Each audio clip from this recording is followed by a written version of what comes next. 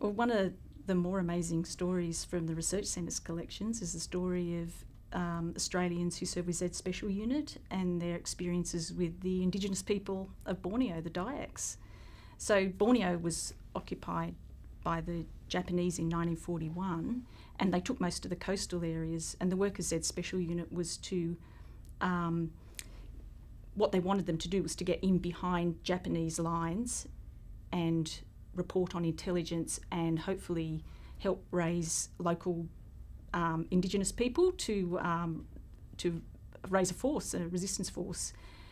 And so I guess one of the first problems is how do you get in behind enemy lines when the coast is occupied? And so Operation Semut, for example, used parachutes. And so one of the most interesting artefacts in the Research Centre's collections are 2 silk maps that were donated by one of the 8 who were in the reconnaissance party for Operation Semut 1, who's Jack Treadray. They are 2 silk maps, and what they show us is what was known about the land and the information that they had before they went in. The maps are a lovely artefact in themselves, the silk and the I guess it's the functionality of them too. You know, they're quiet when you use them. Tom Harrison's map also uses that same information. His map actually is annotated by him, and it shows us the planning of Operation Semut 1 as they landed from that first day, which was on the 25th of March, 1945. Yes, it was a truly extraordinary story, the Semut story. These were mostly very, very young men. Jack Treadray, who, as Robin says, we have the map from, was 24 when he parachuted into Borneo. They were all non-professional soldiers, volunteers all. So Jack was a tailor. One of the other 8 who went in, Fred Sanderson, was a swaggy. But they were men who had shown extraordinary qualities in one way or another, initiative, maybe a willingness to break the rules, and so they were selected for these very, very special operations. And they went into the Kelabit Highlands in Borneo, a very rugged, remote part of Sarawak. Didn't really know what they were going to find there. They didn't know whether the Japanese had got into that inland area. So Jack, who by the way is still alive, he's now 97, tells us that for all they knew they were going to go down into a Japanese encampment. They also had heard about Dayak people, had heard that they were headhunters. So basically you get this small group of 8 men dropping down into the middle of a jungle, and Borneo jungles, especially back then, were very astonishing places. They were rugged, remote, difficult places, very difficult terrain, and dropping down among people who they just knew nothing about, whether they were Japanese or Dayaks.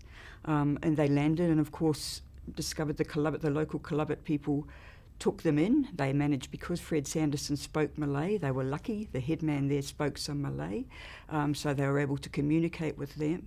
And they took them in, and in a sense the rest is history, because the Kelabit came on side, and from there the men of Semut 1 were able to expand out through that entire sort of territory from the highlands right down to the coast, and basically move the Japanese out of that area. What I love about Tom Harrison's map is that it tells that story. It's annotated with corrections as well, because one of the things you'll often see that was recorded from the men that landed was that the maps that they had were not accurate. So he's got all kinds of corrections and annotations in there. And one of my favourite things when I look at that map is the stain of the glass on it. You feel like you're in that planning room or moment with them. Yeah. It's probably a tuak, or what they call Broadax Stain, which is the local rice wine, which visitors to a Dayak longhouse are always plied with, always when you went up into a longhouse in those days. And all of the men on Semut write about it. You were faced with huge Chinese jars containing borak or tuak. It's got a different name in different parts of Borneo. And the local objective was to get you drunk. And so for all of the Semut men, in a sense, this was the first kind of hurdle that they had to get past. That was their first night, wasn't it? Yeah, every night, Robin, every drunk. night, every night. Yeah.